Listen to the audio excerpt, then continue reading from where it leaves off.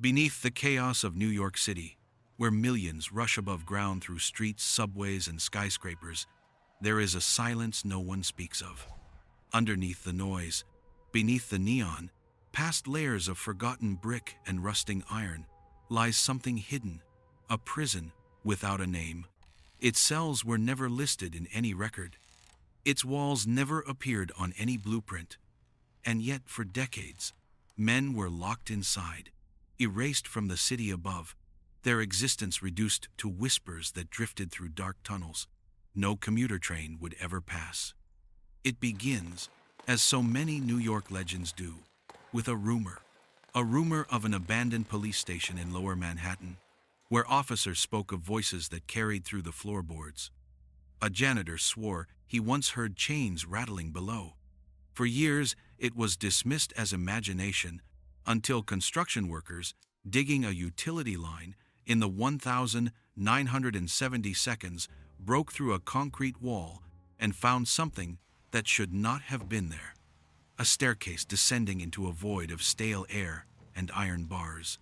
The men told no one at first, but the story spread. Some called it an old holding cell from the Prohibition era. Others claimed it was older, built before the Civil War to detain immigrants, anarchists, or anyone who might disturb the city's fragile order.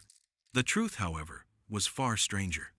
In 1942, as the United States braced for war, the Office of Strategic Services, an early form of the CIA, quietly requisitioned forgotten basements and sealed subway chambers.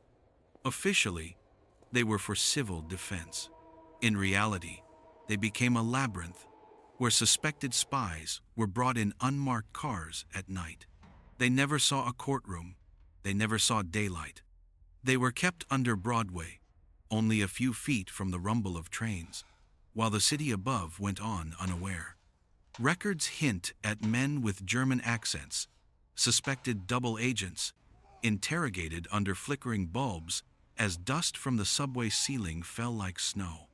One diary, recovered years later, describes a man who swore he could hear jazz echoing from Harlem through a ventilation shaft, music that reminded him of freedom as he sat chained to a pipe. By the 1,950 seconds, the Cold War tightened its grip, and the underground cells expanded. Engineers disguised them as maintenance tunnels. Access doors were hidden behind false brick walls and locked steel grates. If you looked closely enough, a section of subway graffiti might actually be the marker to a passage that led downward. Prisoners were said to be walked blindfolded through manholes at 2 a.m., shoved into vans marked as city utility vehicles, and driven in circles before being escorted underground. Even their guards rarely knew their names. They were shadows, suspected communists, defectors, or simply men who had crossed the wrong, powerful enemy. Whispers grew in the 1,970 seconds when activists began asking why certain people arrested at protests vanished from records. Families reported loved ones missing. Journalists dug but found only brick walls where tunnels should have been. When one reporter claimed to have evidence of a black site prison under Manhattan, his apartment was broken into and his notes burned. He never wrote about it again. Still, fragments survived.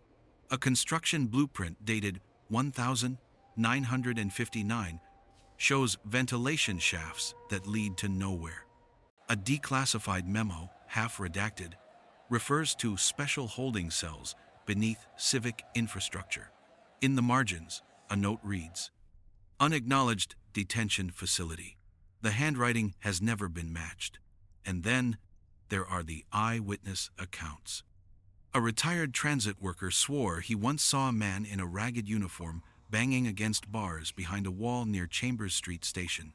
Another claimed that while repairing electrical lines, he stumbled into a chamber filled with bunks, rusted chains still bolted to the floor.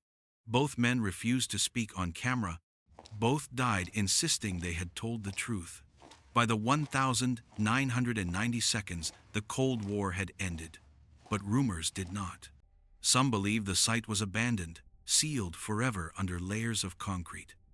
Others insist it was repurposed, modernized with security cameras, electronic locks, and silent elevators hidden inside anonymous office buildings. When detainees from the War on Terror disappeared from public record, conspiracy theorists claimed at least some were flown into JFK Airport, driven into Manhattan, and taken underground. No official document confirms it. No official document denies it.